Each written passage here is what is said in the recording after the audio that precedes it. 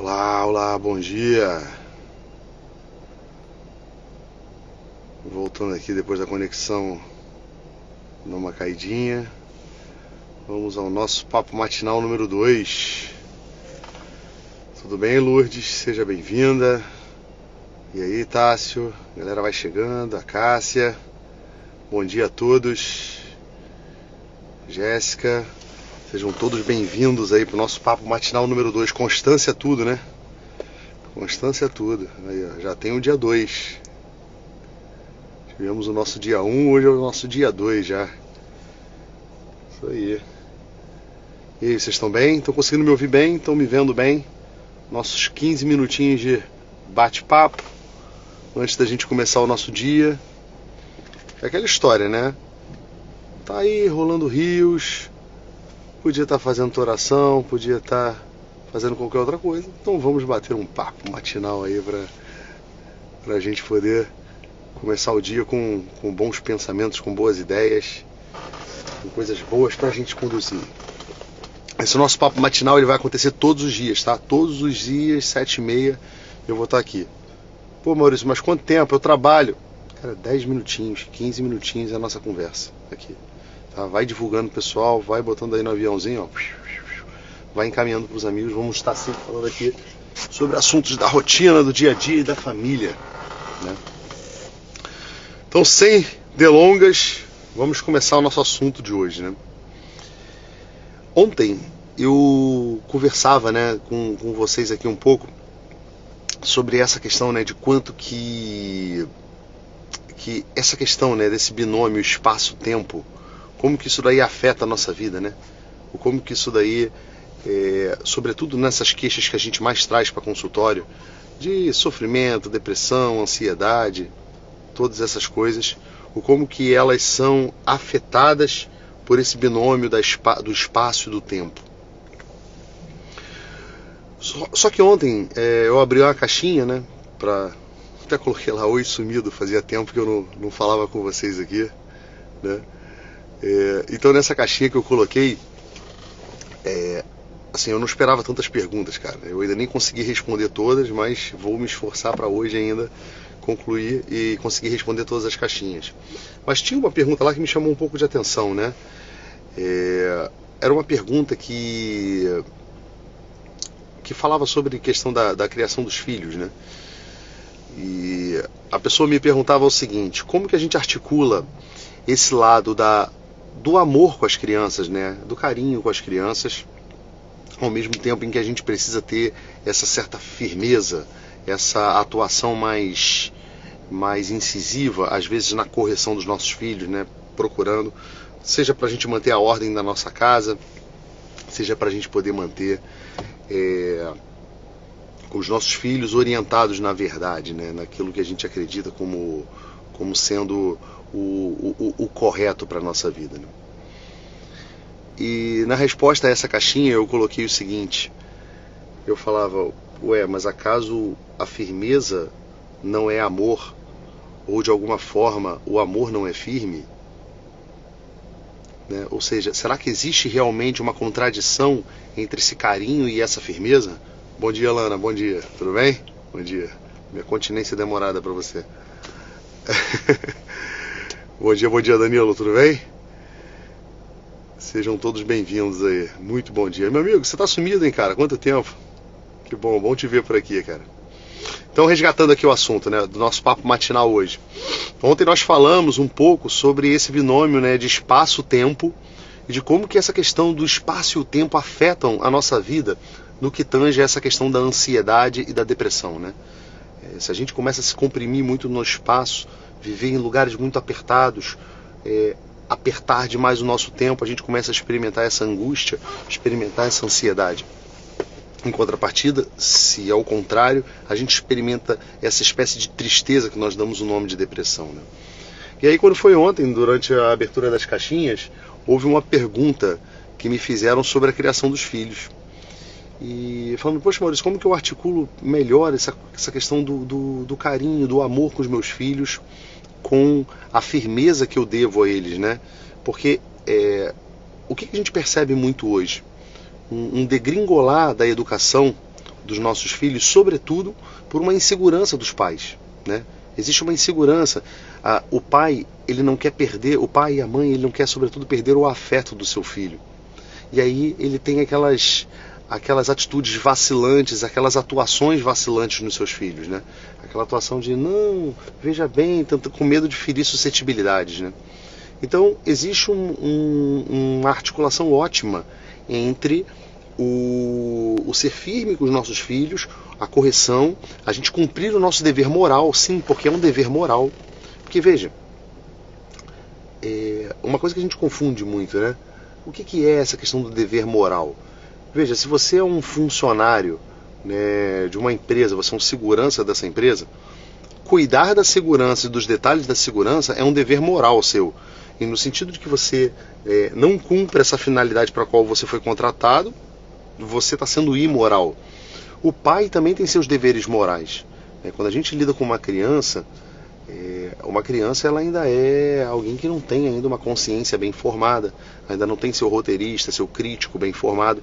Então, há necessidade que o pai molde essa personalidade. E a omissão, sobretudo, é essa falha moral, muitas das vezes, né?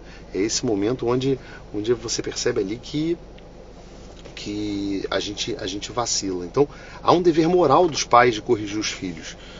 Maurício, mas como que eu faço isso sem que a minha vida, né, sem que a vida com os meus filhos, ela se transforme num inferno, né, num verdadeiro inferno? Porque lá em casa a coisa é um pé de guerra. A gente tem até organização, a gente tem uns horários lá para a gente jantar, a gente tem um horário às vezes da nossa oração, a gente tem um horário aqui para brincar, mas eu percebo que tudo sempre anda de uma forma muito, muito pesada, muito desgastante, muito, muito sofrida, sabe? E isso tira a paciência da minha esposa, isso tira a minha paciência.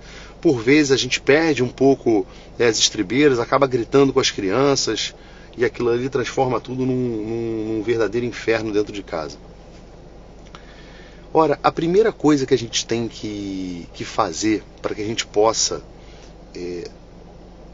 conduzir essas coisas com mais leveza, com mais alegria, é a gente aprender a programar os nossos dias, a gerir o nosso tempo. O que acontece na maioria das vezes, sobretudo quando a gente vai lidar com a questão das crianças? Acontece o seguinte: a criança é um ser em formação, né? É alguém que ainda está precisando ainda de moldes. Ou seja, você não consegue ter uma expectativa muito precisa de todas as ações da criança. E aí o que acontece é o seguinte: a gente entra nesse frenesi, nesse fetiche de uma vida profundamente eficiente, onde há tempo para fazer tudo. A gente começa a fazer Tetris com o nosso tempo, né? De tal hora a tal hora a gente vai fazer isso, de tal hora a tal hora a gente vai fazer isso. E quando a gente vai falar dos nossos filhos, a gente acaba deixando muitas das vezes os tempos apertados para a gente fazer as coisas. Então a primeira coisa é o seguinte: cara, alarga a tua rotina quando você estiver lidando com os teus filhos. Deixe tempos largos para você poder fazer coisas com eles. Então é um tempo de convívio, é um tempo de jantar, é o tempo do banho. Programe-se para fazer menos coisas. Ter um pouco de cuidado com essa gula que a gente tem de querer tudo, de querer fazer tudo ao mesmo tempo, né? Ou seja, o que a gente percebe? As pessoas, elas encaram hoje o advento dos filhos na família como se fosse um evento a se ticar da vida, né? Sabe aquela coisa, as 10 coisas que você não pode deixar de fazer na vida? Uma delas é ter filho, então eu tenho que ticar. E aí a gente esquece que algumas coisas que acontecem na nossa vida, como o casamento, como o advento dos filhos, eles mudam radicalmente a nossa vida.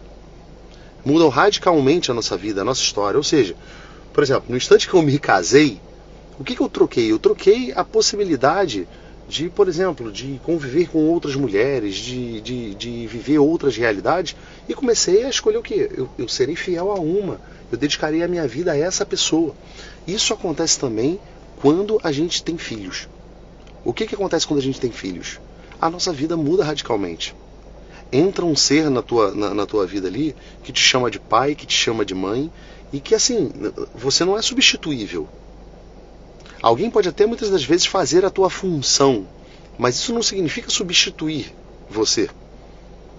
Então você ganha uma responsabilidade com essa pessoa.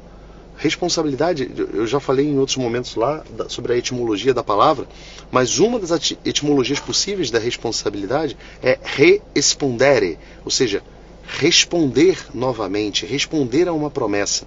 Então, ou seja, o que a responsabilidade faz conosco? Ela nos cobra uma resposta.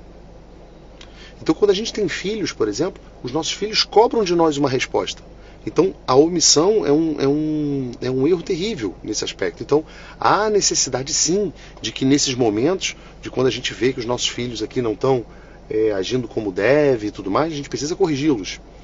Mas como fazer isso sem ter esse lado da brabeza, da violência, né? Aqui está o Danilo comentando aqui, né? Vai competir o tempo com inúmeras outras coisas que gostaríamos ou precisaríamos fazer. Exatamente, exatamente. Os filhos vão competir. E a gente precisa saber, nesse momento, fazer o quê? A hierarquia dos valores. O que é mais importante que o quê? Então, qual é a dica de hoje aqui que eu deixo para vocês aqui? Coloque tempos largos para os seus filhos. Tempos largos. Tempos largos para esses momentos. Para quê? Para que haja margem para as falhas. É muito importante na educação dos nossos filhos que diante das falhas deles, a gente não estoure, não reaja com violência, não reaja com um desequilíbrio que nós gostaríamos de evitar exatamente neles. Os nossos filhos, eles aprendem as coisas muito mais de forma mimética, ou seja, vendo o que nós fazemos, pelos nossos exemplos, do que propriamente pelos nossos discursos. Então veja, eu quero ensinar ao meu filho uma ordem, mas eu sou o primeiro a desordenar os meus afetos no instante em que ele erra. Então, a pedagogia da misericórdia, a pedagogia da paciência, do cuidado, ela precisa fazer parte do nosso dia a dia, né? Eu preciso estar diante dos meus filhos com essa concepção, né, de poder ver o erro dele, ser insistente na correção, mas sem sair do meu eixo. Então a primeira dica é essa: alargue os seus tempos, não se comprima no tempo. Não faça dessa compressão do binômio espaço-tempo, né, um problema para esse momento de convívio com seus filhos. Assim você vai conseguir ser um pouco mais tolerante com os erros. Por exemplo, você está naquele jantar, aí você está com pressa porque você quer logo guardar tudo da cozinha, entendeu? Você quer fechar o dia porque tu está querendo ir dormir. É óbvio que esse jantar, a tendência desse jantar é ele ser estressante. Por quê? Porque a criança ela ainda não tem o domínio da sua coordenação motora, então vai cair comida fora do prato, entendeu? Aí vai falar com o irmãozinho e vai brigar de alguma coisa. A criança vai querer conversar para contar uma novidade da escola. E aí a gente está perdendo esses momentos em prol de uma eficiência, tá entendendo? A gente começa a perder esses momentos em prol de uma eficiência, uma suposta eficiência que a gente quer manter, porque tem que terminar logo, tem que fazer isso logo. Isso acontece também com as crianças com questão do espaço, né? A minha vinda para o Rio de Janeiro, por exemplo, isso é uma coisa que não se encaixou, né? A gente não previu muito essa questão. Numa casa com 5 filhos, a questão do espaço. Vejam que o espaço também nos comprime, né? O quanto que ambientes... Quando você tem muitos filhos, por exemplo, é importante você ter um ambiente mais largo, né? Para quê? Para você não ser comprimido no espaço o tempo todo, né? Não estar o tempo todo vivendo essa angústia, né, de alguma coisa que te aperta, como se fosse assim... tem que fazer, aquilo gera aquela angústia e obviamente isso daí vai causar em nós uma sensação de injustiça, né? O que acontece conosco, por exemplo, quando eu usei esse exemplo aqui do jantar com as crianças, é aquela sensação de injustiça. Poxa, essa agora era a hora das crianças estarem dormindo e eu estar vendo meu Netflix. É injusto isso não estar acontecendo. E aí o que acontece? Eu me irrito com isso. Quando eu tenho a percepção de uma sensação de injustiça, ou seja, eu fiz um planejamento e aquele planejamento não se ajustou, não aconteceu, eu começo a me irritar. Então é importante que a gente comece a articular essas questões. Uma outra coisa que ajuda muito é o seguinte: pai e mãe precisa sempre estar um passo na frente. Tenha uma ideia de qual vai ser a rotina dos teus filhos, sabe? Tenha uma ideia de como você vai conduzir aquele dia. E procure antecipar isso para as crianças, né? Essa antecipação que a gente faz, ela costuma preparar os nossos filhos para... Eles lidam melhor com aquilo que eles estão se preparando para lidar, né? Então, por exemplo, uma coisa que eu gosto de fazer, normalmente quando a gente chega em casa eu chego do trabalho lá por volta de 4, 5 horas da tarde, esse horário é um horário que as crianças estão brincando ainda, e a gente deixa eles brincarem ainda por cerca de 1, 2 horas ali, ainda com os brinquedos dele, Lego, vão montar alguma coisa, vão jogar algum jogo. Só que lá em casa a gente costuma rezar o terço às 6 horas. Na verdade 6 não, 6h30 ali mais ou menos. Quando está próximo desse momento, próximo desse evento, o que a gente faz? Chega ali 10 minutos antes, eu falo assim, filho, daqui a 10 minutos tem que guardar os brinquedos. Olha lá, o Danilo está colocando aqui um quadrinho com gestão visual do tempo, tem mesmo ajudado muito aqui. Isso ajuda muito. A gente materializa, né, o nosso cronograma, aquilo que a gente tem para fazer na vida. Agora, a gente não pode viver uma pressão profunda com relação a isso, como se a nossa vida tivesse que ter uma eficiência. Lar não é lugar de eficiência. Lar é lugar de repouso, de descanso, de convívio. É isso que é uma das grandes preocupações. Mas ajuda muito isso, essa questão, né, que seja da disposição física ali, de um quadrinho que oriente, né, como é a rotina da casa, mas ajuda muito essa questão também da antecipação. Os filhos, né, nós pais, nós somos como que deuses para os nossos filhos, entende? Exercendo o domínio, a gente apresenta a eles uma face daquilo que é uma propriedade de Deus, dominar as coisas. De tal forma que não é exagero a gente dizer que nossos filhos conhecem a Deus pelo convívio com os pais. Tá bom? Pelo convívio com os pais. Esse é o conhecimento que os nossos filhos começam a ter de Deus. E é importante que a gente passe essa segurança com frequência para os nossos filhos. Nossos filhos sentem falta disso. A rotina passa segurança para eles. E como é essa questão? Estar sempre um passo à frente, né? Acordar antes, começar antes, programar antes, ter a antevisão do que vai acontecer no dia, preparar os nossos filhos para o próximo momento. Isso tudo é fundamental para uma boa condução. Tá bom, meus amigos? Sem passar muito do tempo, chegamos às 7h50, tá bom? Aqui, tudo de bom. E ó, já marca na tua agenda aí, 7h30, todos os dias. Amanhã não tem porque amanhã é sábado, né? Mas segunda-feira, 7h30, nosso papo matinal aí, tá bom? Tudo de bom, um forte abraço.